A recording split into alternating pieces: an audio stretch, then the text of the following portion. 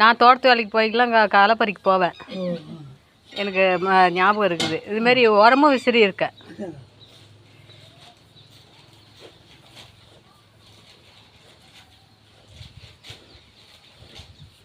நான் ஃபஸ்ட்டு களை பறிக்க போகும்போது பயங்கரமான மழை. அப்போ தான் ஃபஸ்ட் டைமு களை பறிக்கிறதுல ஃபஸ்ட் டைமு. எல்லாம் குத்தவ களைனா 2 ஆமாம் கான்ட்ராக்டாக பேசிக்கிறது. 10 பேர் செய்கிறது 5 பேர் செஞ்சுட்டு 2000 சம்பளம் வாங்கிப்போம். அப்படி களைக்கு என்னை முத கூப்பிட்டு போனாங்க களை பறிக்கிறதுக்கு. கூட்டிகிட்டு போய்ட்டு பயங்கரமான மழைம்மா. எனக்கு களை பறிக்கவே தெரியாது.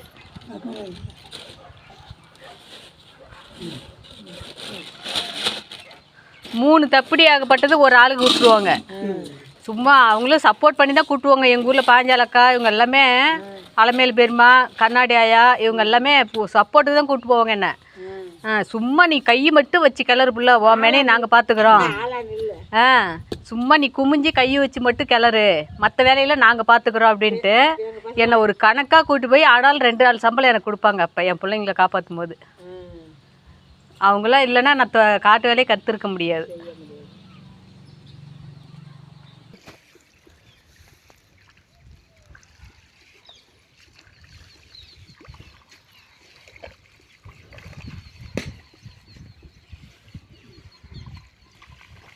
இன்னும் கொஞ்சம் இந்த வாரம் போங்களா.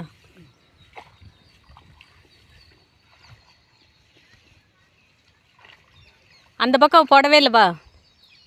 இந்த ஓரம் மரிசி ஓரம்லாம் போடவே இல்லை.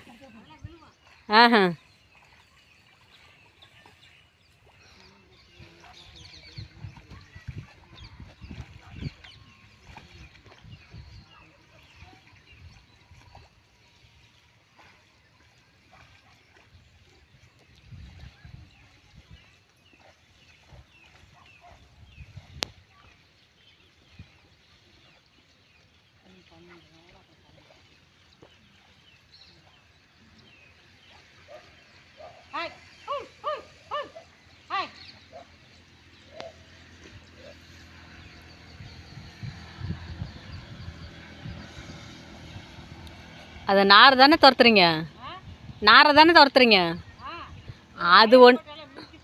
அது பயிர் மறிக்காது. சேத்துல உட்காந்துட்டு அதில் இருக்கிற நாக்குப்பூச்சி பிறக்கும். நாற்று முதிச்சிடுமா? வாயில்லா ஜீவன் தெரியாதுல்ல.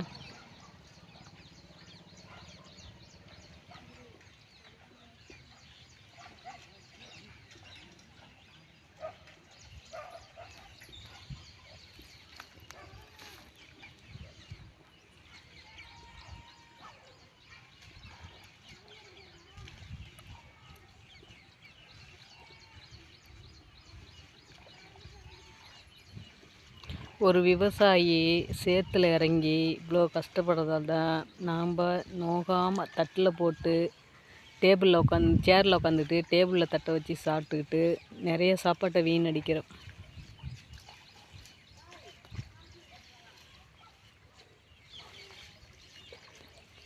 காற்று மழையாக இருந்தாலும் ஒரு விவசாயி இப்படி தான் கஷ்டப்பட்டாகணும்.